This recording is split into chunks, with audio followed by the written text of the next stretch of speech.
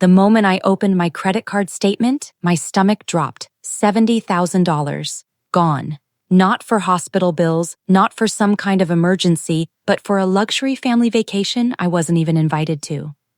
An hour later, my phone buzzed. My mom's voice came through, smug and almost playful. "You can't prove you didn't give us the money," she laughed. In the background, I could hear my sister squealing with excitement, bragging about Paris, Milan, Dubai. I didn't yell, I didn't beg, I just said 5 words. "Don't regret this later." They thought I was bluffing, but it wasn't always like this. I used to be the reliable one. Straight A's, first job at 16, the kid who held everything together so my sister could live without responsibility. I paid bills when my dad's hours were cut. I covered tuition when my sister flunked her classes. I thought being loyal meant being loved, but love doesn't drain your bank account. Love doesn't laugh in your face while stealing from you. What broke me wasn't the money. It was the truth I had been ignoring all my life. To them, I wasn't family. I was just a wallet. That night, I sat at my desk staring at the statement spread out in front of me. Rage pushed me to call the bank, to scream until someone reversed the charges. But rage is messy. Rage leaves evidence. I didn't just want my money back, I wanted justice. So, I started planning. First, I froze every account with my name on it, canceled every card, opened a brand new bank account under a trust they'd never touch. I rerouted all my deposits, cut off their lifeline. They wouldn't even notice until the vacation was over.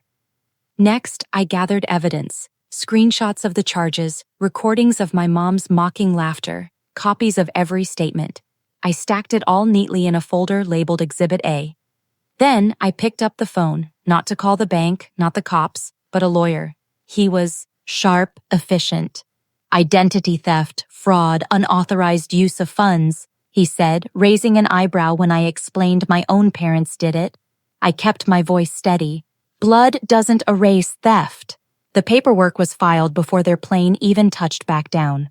When they returned, glowing from the trip, I was waiting at their house. The look on my mom's face wasn't guilt, it was pure annoyance. "Oh, stop being dramatic. You'll earn it back. Your sister deserved this trip." I slid the folder across the table.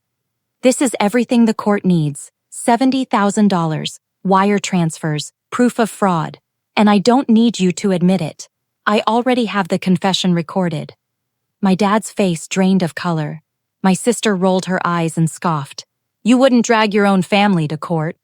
That smug smirk again, like I'd never have the backbone. I leaned back, calm as ice. "Watch me."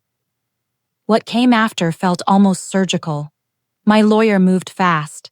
The banks combed through accounts. My parents' signatures were checked, every detail lined up. They hadn't just stolen, they had bragged about it. In court, their arrogance peeled away piece by piece. My mom's laugh turned into a nervous tremor. My dad went quieter and quieter. My sister tried to play the victim, sobbing about how I'd ruined her future.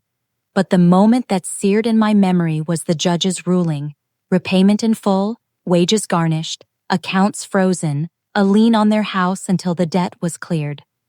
For the first time, my parents looked at me not as their dependable child, not as their wallet, but as someone they couldn't control, and I didn't stop there. I cut off contact completely, changed my number, blocked every email. When they showed up pounding on my apartment door, the security camera caught everything, their frantic faces, their desperation. More evidence, another nail in the coffin. Word spread quickly.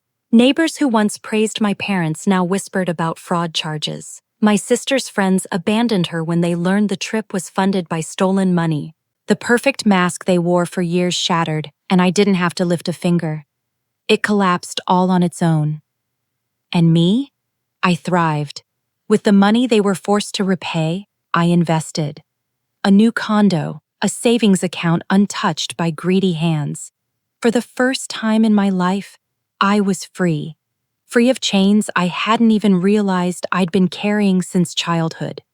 The last time I spoke to my mom, she tried one last card. "We're your parents. One day you'll regret treating us like this." I looked her straight in the eye and said, "I already regret one thing, waiting this long." Then I walked away. People often ask me if it felt good, dragging my own family into court. The truth? It didn't feel good. It felt necessary. Because revenge wasn't about making them suffer. It was about breaking the cycle. They stole $70,000 from me, but I took back something priceless: control. And I'll never forget their faces when the judge's gavel came down. Shock, rage, disbelief. The same look gamblers wear when they finally realize the house always wins. I warned them, don't regret this later. And now, every single day, they do.